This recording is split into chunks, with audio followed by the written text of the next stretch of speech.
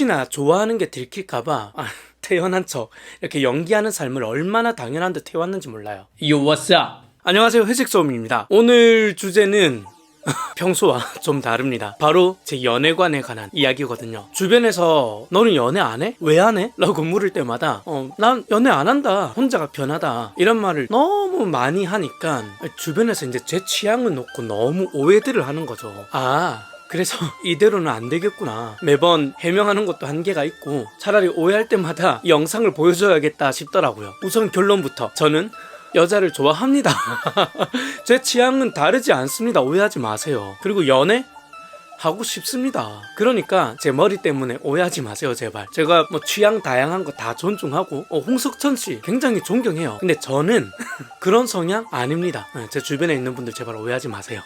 아니 그러면 대체 연애를 왜 안 한다고 하냐? 이것도 결론부터 말씀드리면은 무서워서요. 그리고 또 결론부터 말씀드리면 연애는 하고 싶습니다. 얼마 전 안무 리뷰를 하면서 이런 말을 한 적 있죠. 제 탈모로 인해서 자존감이 바닥으로 내려간 적이 있다고 말해요. 모든 시작이 사실 거기였어요. 잘 생각해보세요. 지금의 제 나이에 탈모가 와서 삭발까지 하고 다닌다.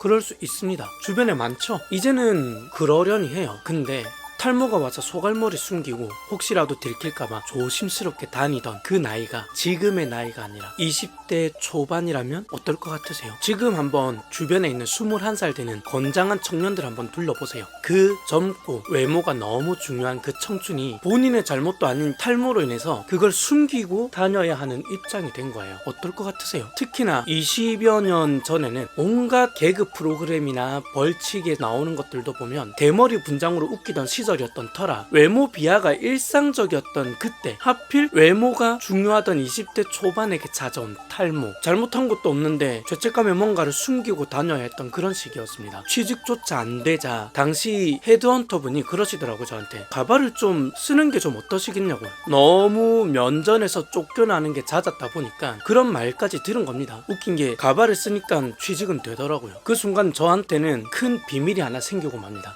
이건 진짜 내 머리가 아니다. 들키면 큰일 난다. 당시에 소개팅 시켜준다는 분들 왜 없었겠어요. 하지만 당시 20대의 저는 그렇게 생각해버립니다.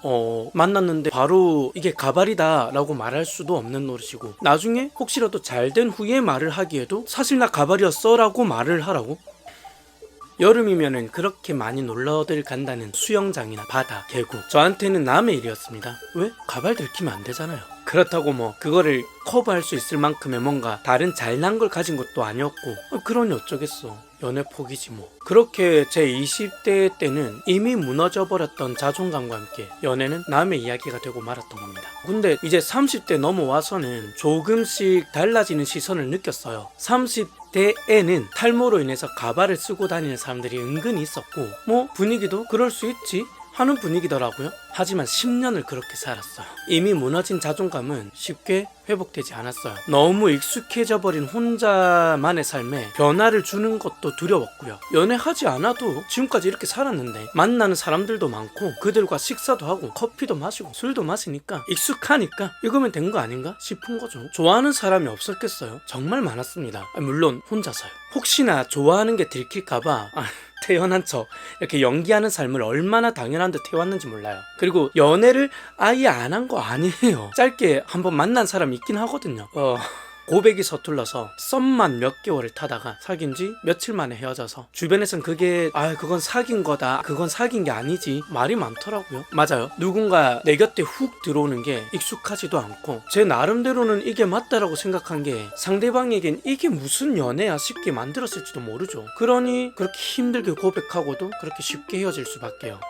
그 이후로는 벽을 더 치게 된 것 같아요. 너 연애 안 해? 나 어차피 연애 안 할 거라서 이걸 입에 달고 산 거죠. 고백하자면 정말 늦은 줄 알지만 그나마 최근에서야 그런 생각이 들더라고요. 이런 나를 받아주고 서로 단점을 채워줄 수 있는 사람이 이미 있었을 수도 있는데 내가 쳐놓은 벽으로 이미 많이 떠나게 만든 것은 아닌지 하고요. 그러고는 저 혼자 좋아하고 그 감정만으로 그냥 만족했던 그동안의 과거들을 떠올려봤죠. 그러니까 참 용기 없고 찌질했다는 생각까지 들었어요. 그렇게 생각하고 나니까 갑자기 외롭더라고요. 그동안 혼자가 익숙해서 외롭다는 걸 크게 느끼지 못했는데 아니었어요.